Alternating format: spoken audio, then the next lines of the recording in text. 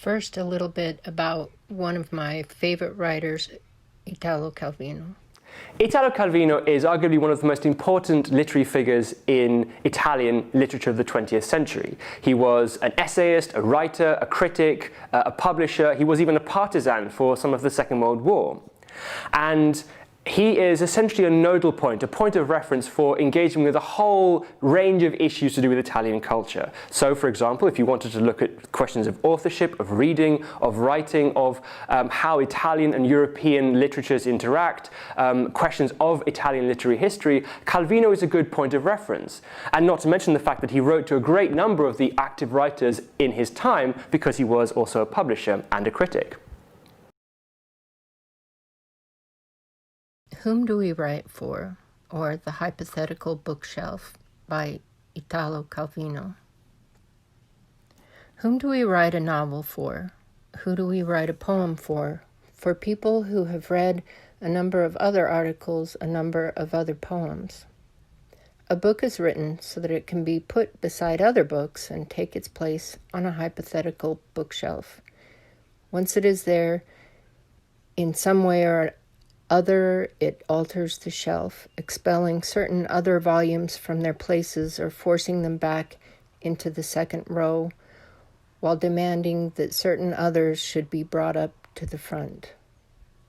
If a bookseller knows how to sell his wares, what does he do? He says, "Have you already read that book?" In that case, you must take one. This is not unlike the imaginary or unconscious gesture a writer makes toward his invisible reader, with the sole difference that the writer cannot be content merely to satisfy the reader, and even a good bookseller, come to think of it, has to go a bit further than that. He must also assume a reader who does not yet exist, or else a change in the reader as he is today. This is something that doesn't always happen. In all periods and societies, with the establishment of certain canons and of aesthetics, a certain way of interpreting the world, a certain scale of moral and social values, literature can perpetuate itself by a series of confirmations, limited readjustments, and further studies. What interests me, however, is another possibility inherent in literature, that of questioning the established scale of values and code of meanings. A writer's work is important to the extent that the ideal bookshelf on which he would like to be placed is still an improbable shelf, containing books that we do not usually put side by side, the juxtaposition of which can produce electric shocks, short circuits. And so, my initial answer already needs correction. A literary situation begins to get interesting when one writes novels for people who are not readers of novels alone, and when one writes literature while thinking of a shelf of books that are not all literary. Let me give a few examples on the basis of our experience in Italy. In the years 1945 to 50, the aim was to write novels for a shelf that was essentially political or historico-political, to address a reader interested principally in the culture of politics and in contemporary history, but whose literary needs or deficiencies it also seemed urgent to fulfill. Set up in this way, the operation was bound to fail. Political culture was not a given thing, with values that literature had to flank with its own or match up to, and with exceptions, the latter values were also seen as established, classical values. On the contrary, it was something that still had to be made. In fact, it is something that needs to be continually constructed and evaluated in the light of the entire body of work the rest of the culture is producing, which must be evaluated along with it. In the course of the decade 1950 to 60, an attempt was made to bring together, on the bookshelf of one and the same hypothetical reader, the problem of European literary decadence between the two wars and the moral and civil sense of Italian historicism. This operation was fairly well suited to the situation of the average Italian reader of those years. The intellectual timidity becoming bourgeois, the bourgeois timidly setting himself problems. But right from the start, it was anachronistic on a broader level and was valid only for the limited range of things that various hegemonies and quarantines had assigned to our culture. In a word, the library of the average Italian intellectual, even with the series of later increments, no longer enabled him to understand anything much of what was going on in the world, or even amongst ourselves. It was inevitable that it should collapse, which duly happened in the 60s. The amount of information available to anyone who has studied in the last 15 years is immeasurably greater than it could possibly have been in pre-war, wartime, or post-war Italy. We no longer start by trying to link up with a tradition, but with open questions. The frame of reference is no longer compatibility with a well-proven system, but the state of things on a worldwide scale. Arguments aiming to show that we used to be better, even in cases where they are true, are completely useless and serve only to prove the opposite. In literature, the writer is now aware of a bookshelf on which pride of place is held by the disciplines capable of breaking down the fact of literature into its primary elements and motivations. The disciplines of analysis and dissection, like linguistics, information theory, analytical philosophy, sociology, anthropology, a new use of psychoanalysis, a new use of Marxism. To this library of multiple specializations, we tend not so much to add a literary shelf as to question its right to be there at all. Literature today survives above all by denying itself. Therefore, to the question posed at the beginning, the answer becomes, we will write novels for a reader who has finally understood that he no longer has to read novels.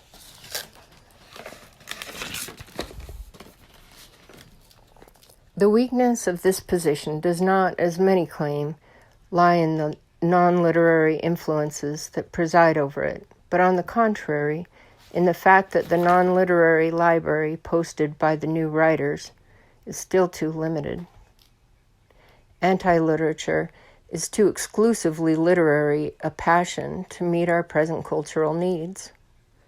The reader we have to foresee for our books will have epistemological, semantic, practical, and methodological requirements which he will continually want to compare, even on the level of literature, as being examples of symbolic procedures and the construction of logical patterns.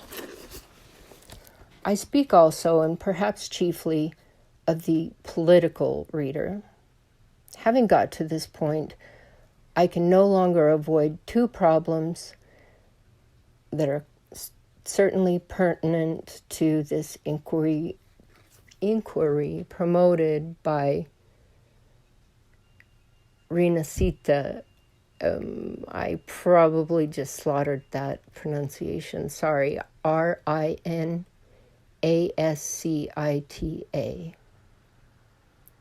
First, doesn't the act of supposing an ever more cultured reader detract from the urgency of solving the problem of cultural inequality? This problem exists equally dramatically today in the advanced capitalist societies, in ex-colonial and semi-colonial societies, and in the socialist countries.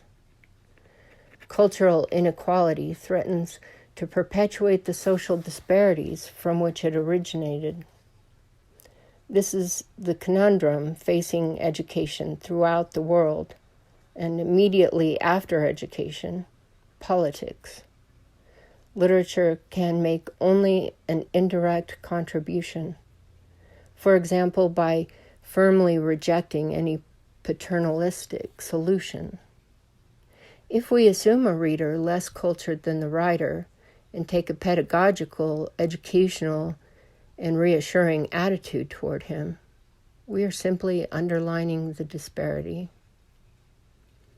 Any attempt to sweeten the situation with palliatives such as literature of the people is a step backward, not a step ahead. Literature is not school. Literature must presuppose a public that is more cultured, and more cultured than the writer himself. Or herself, I'll add. Whether or not such a public exists is unimportant. The writer addresses a reader who knows more about it than he does. He invents a himself who knows more than he does to speak to someone who knows more still. Literature has no choice but to raise the stakes and keep the betting going, following the logic of a situation that can only get worse. It is up to a society as a whole to find the solution. A society, needless to say, of which the writer is also a part, with all the responsibilities that brings with it, even when opposed to the internal logic of his work. Certainly in taking this road, literature must be conscious of the risks it is running, even the risk that in order to create an initially egalitarian program, the revolution will outlaw literature, along with philosophy, pure science, and so on. An illusory and disastrously self-injurious solution, but one that has a logic of its own and therefore crops up and will continue to crop up in this and subsequent centuries, at least until people find a better or equally simple solution. The second question, put in elementary terms, is this. Given the division of the world into a capitalist camp and a proletarian camp, an imperialist camp and a revolutionary camp, whom is the writer writing for? Answer, he writes for the one side and the other. Every book, not only of literature, and even if addressed to someone, is read by its addressees and by its enemies. It is perfectly possible that the enemies might learn more from it than the addressees. Strictly speaking, this can hold good even for books of revolutionary, another word I'm going to mess up, propaedutics, from Marx's Capital to the manuals on guerrilla warfare. As regards literature, the way in which a revolutionary work of art is taken over in a short time by the middle classes and thereby neutralized is a theme that left-wing Italian writers have discussed several times in recent years, coming to pessimistic conclusions that are hard to refute. The argument can be carried forward by putting it on a different footing. For a start, literature has to realize how modest is its impact on politics. The struggle is decided on the basis of general strategic and tactical lines and relative strengths. In this context, a book is a grain of sand, especially a literary book. The effect that an important book, literary or scientific, can have on the general struggle in progress is to raise the struggle to a higher level of awareness, to add to its instruments of knowledge, of foresight, of imagination, of concentration, and so on. The new level may be more favorable either to revolution or to reaction, depending on how the revolution learns to act and on how the others act. It does not depend, except to a minimal degree, on the intentions of whoever wrote the book. The book, or scientific discovery of a reactionary, might be a determining factor in a step forward by the revolution. But the opposite might also be the case. It is not so much the book that is politically revolutionary as the use that can be made of it. Even a work intended to be politically or revolutionary, to be politically revolutionary does not become so except in the course of being used, in its often retarded and indirect effects. Therefore, the decisive moment in judging a work with references to the struggle is the level it is on, the step ahead it enables awareness to take. Whereas belonging to one camp or the other, and motivation or intention are factors that might have a genetic or affective interest, especially as regards the author, but will have scant impact on the course of the struggle. Whether explicit or not, some form of address is nearly always discernible in the work, and a writer who thinks of himself as involved in the struggle is naturally led to address his companions in arms. But first, he must bear in mind the general context in which the work is situated. He must be aware that the front lines also passes through the middle of his work, and that it is a front in a constant movement, forever shifting the banners we thought had been raised in place for good. There are no safe territories. The work itself is, and has to be, a battleground. So,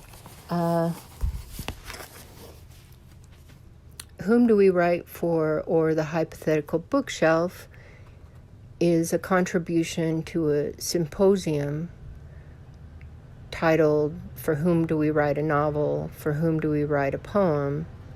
In November of 1967.